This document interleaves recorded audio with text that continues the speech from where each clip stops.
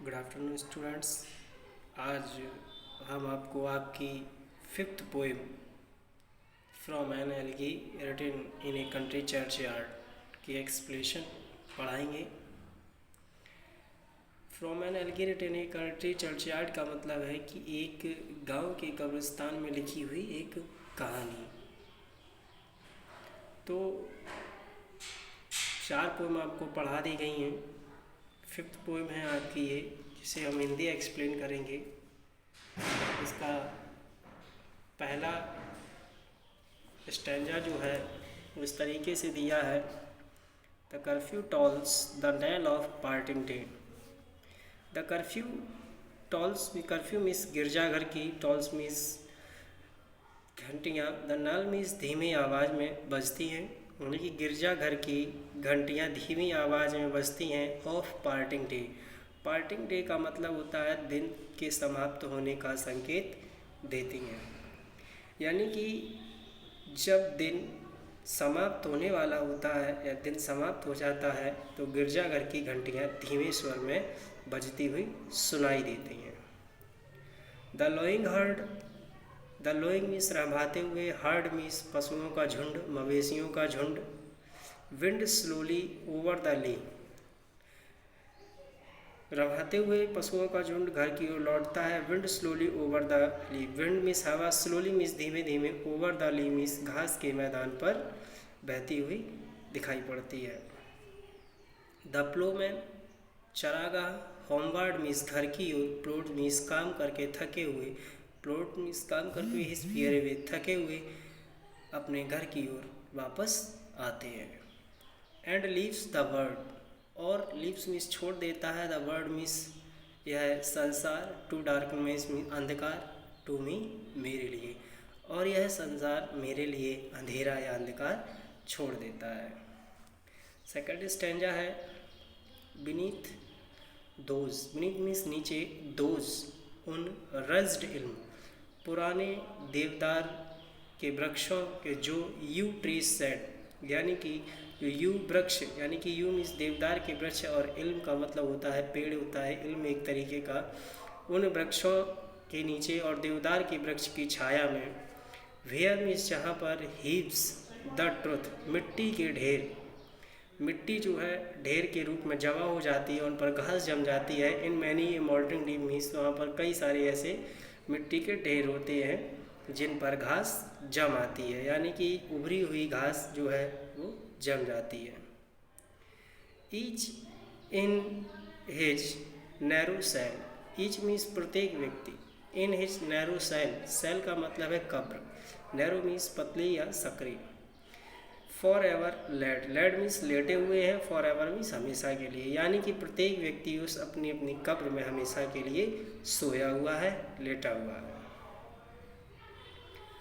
The rude forefathers of the hamlet sleep, the rude forefathers means असभ्य पूर्वज या कहे साधारण से पूर्वज, of the hamlet sleep means छोटे से गांव के जो व्यक्ति हैं वो उन छोटी सी कब्रों में हमेशा के लिए लेटे हुए हैं।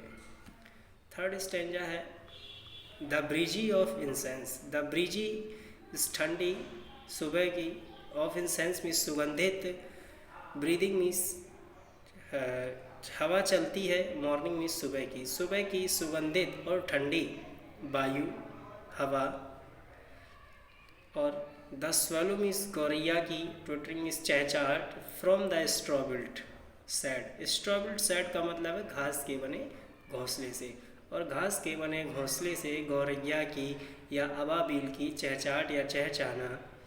और the cock's shrill clarion, the cock's shrill clarion यानी कि मुर्गे की तीखी बांग, यानी कि कॉक्स का मतलब मुर्गे की, श्रिल क्लेरियन मीन्स तीखी बांग, जो मुर्गा बांग देता है, या कि यूँ कहें मुर्गे की तीखी आवाज़।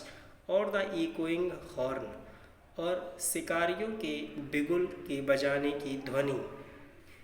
नो मोर, कोई नहीं, सेल रोज़ जगा सकता है, उठा सकता है, देम उनको, फ्रॉम दियर लोली बेड अपनी कब्र से। ठीक है, 3 स्टैंजा पूरे हुए आपके।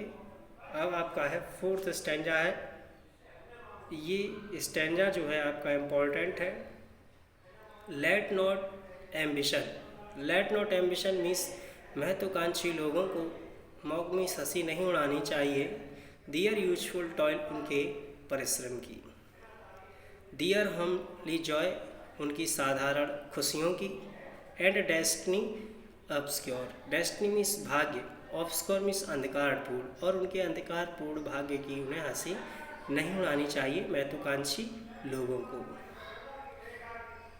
नो ग्रैंडयर हियर, नो ग्रैंडयर मीन्स घमंड भी नहीं करना चाहिए, घमंडी नहीं होना चाहिए। हियर मीन्स सुनकर उनकी कहानियाँ, छोटे से गरीब लोगों की, जो छोटे से गांव के हैं, उनकी कहानी सुनकर के घमंड नहीं करना चाहिए। विद ए डिस्डेंटफुल स्माइल, और ना ही घृणा से भरी मुस्कान, यानी डिस्डेंटफुल स्माइल का मतलब होता है घृणा से भरी मुस्कान नहीं निकालनी चाहिए, या हमें घृणा से परिपूर्ण मुस्कुराहट नहीं करनी चाहिए।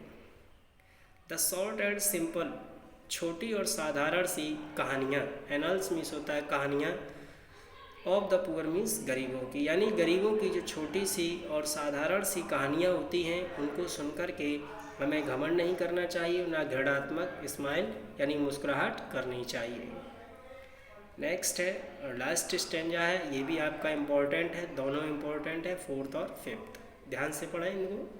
The boast of Feral dry, the boast of Feral dry का मतलब होता है उच्च कुल में जन्म लेने वाले, उच्च कुल में जन्म लेने वाले। द पंप ऑफ पावर, यानी कि शक्ति का दिखावा करने वाले। पंप ऑफ पावर का मतलब होता है शक्ति का दिखावा करने वाले लोग, यानी कि जो लोग उच्च कुल में जन्म लेते हैं और अपनी शक्ति का दिखावा करते हैं। एंड और all that beauty, all that beauty means जो सारी शानो शौकत, शानो शौकत, ऑल दैट वेल्थ, और सारा धन, एवर गिव, जिन्हें मिलता है उनके लिए भी awaits alike inevitable hour. Awaits alike, मृत्यु अलाइक मीन्स प्रतीक्षा करती है, इनेविटेबल मीन्स अंतिम समय में, यानी कि उनका भी मृत्यु का समय आता है, उनका भी अंतिम समय आता है, मृत्यु उनकी भी प्रतीक्षा करती है। The paths of glory lead but to the grave, the paths of glory यानी कि वैभव के रास्ते, सम्मान के रास्ते, lead but to the grave, वो भी कब्र की ओर चले जाते हैं, यानी कि उनकी भी एक अंत समय में मृत्यु हो जाती है। आपकी जो है 4 पोएम हो गई हैं, ठीक है। तो फोर्थ पोएम यानी कि आपकी पोएम फोर्थ है ये, और फोर्थ पोएम आपकी कंप्लीट हो गई है। आप इसको पढ़ लें, समझ लें, ठीक है। और लास्ट के 2 स्टैंजा जो है आपके इम्पोर्टेंट हैं, उनको एक बार ज़रूर पढ़ लें। जो पोएम है उसको पढ़ें, समझें, ना समझ में आए बार बार समझें, ठीक है। फिर भी ना समझे तो आप हमसे डाउट क्लियर कर सकते हैं, ठीक है स्टूडेंट्स। Thank you.